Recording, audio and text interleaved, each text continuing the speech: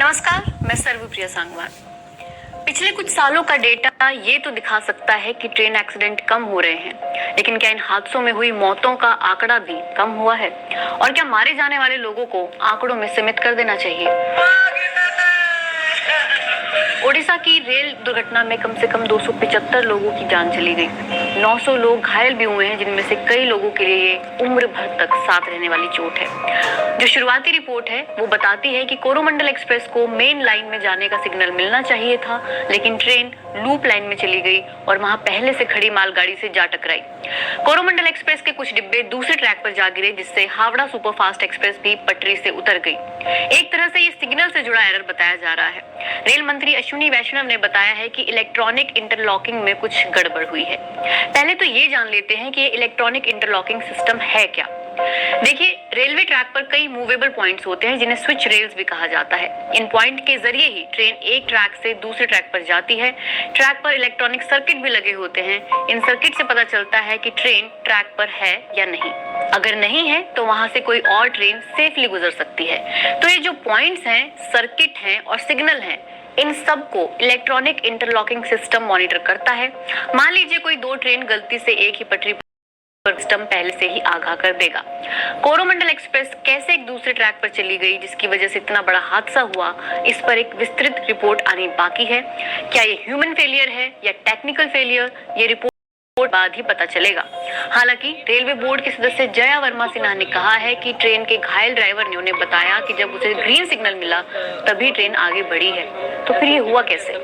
Rail safety का मामला इतना सिंपल नहीं है। इंडियन रेलवेज दुनिया के सबसे लंबे रेलवे सिस्टम में से एक है। सोचिए, 1 लाख किलोमीटर का रेल नेटवर्क और लगभग 2.5 करोड़ लोग रोज भारतीय रेल से सफर करते हैं।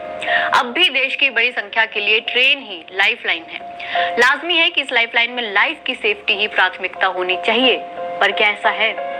भारत में होने वाले रेल हादसों पर, उसकी कमियों पर अगर सिर्फ सरकारी रिपोर्ट से खंगाली जाएं, तो भी समझ आ जाएगा कि रोजाना 2.5 करोड़ लोग किन हालात में सफर करते हैं। पहला सवाल तो यही उठता है कि रेल दुर्घटनाएं होती क्यों हैं?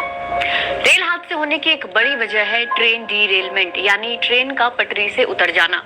एक सरकारी रिपोर्ट बताती है कि 70% हादसे इसी वजह से होते हैं। और ट्रेन डीरेलमेंट क्यों होती है?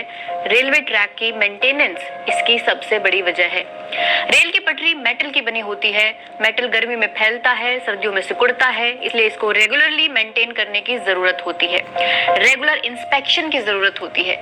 नियम यह है कि 110 से 130 किलोमीटर प्रति घंटा चलने वाली ट्रेनों के रूट को हर 3 महीने में इंस्पेक्ट किया जाना जरूरी है। यानी कोरोमंडल एक्सप्रेस जिस रूट पर थी, वहां भी कम से कम 3 महीने पहले इंस्पेक्शन किए जाने का रिकॉर्ड होना चाहिए।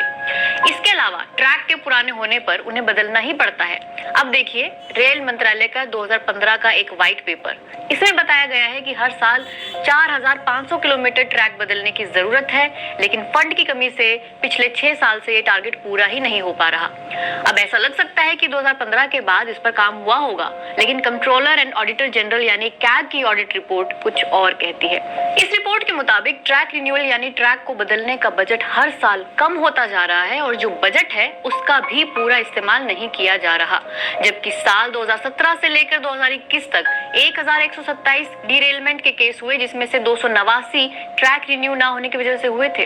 हालांकि रेल मंत्री का दावा है कि 8000 किलोमीटर ट्रैक हर साल अपग्रेड किए जा रहे हैं। इस पूरी बात का सार ये है कि ट्रैक बदलना है, उसे मेंटेन करना है, इंस्पेक्ट करना है, ट्रैक फेलियर डिटेक्ट करना है। इसमें मैन पावर भी चाहिए और मॉडर्न टेक्नोलॉजी भी, और उसके लिए चाहिए पैसा। मालगाड़ियां तो अक्सर डीरेल होती रही हैं, वो तो सुर्खियों में भी नहीं आती। अभी अप्रैल में ही मध्य प्रदेश के शहडोल में एक मालगाड़ी पटरी से उतरकर एक खड़ी हुई मालगाड़ी से टकरा गई। एक लोको पायलट की मौत हो गई, 5 और रेलवे स्टाफ घायल हुए, 10 और ट्रेन उस रूट पर कैंसिल करनी पड़ी। और बात सिर्फ इतनी नहीं होती। एक आरटीआई के मुताबिक अगर एक डीजल पर चलने वाली मालगाड़ी सिर्फ 1 मिनट के लिए भी रुकती है तो रेलवे को 13,334 रुपए का नुकसान होता है। अगर कोई इलेक्ट्रिक पैसेंजर ट्रेन 1 मिनट के लिए भी रुकती है तो 20,459 रुपए का नुकसान होता है।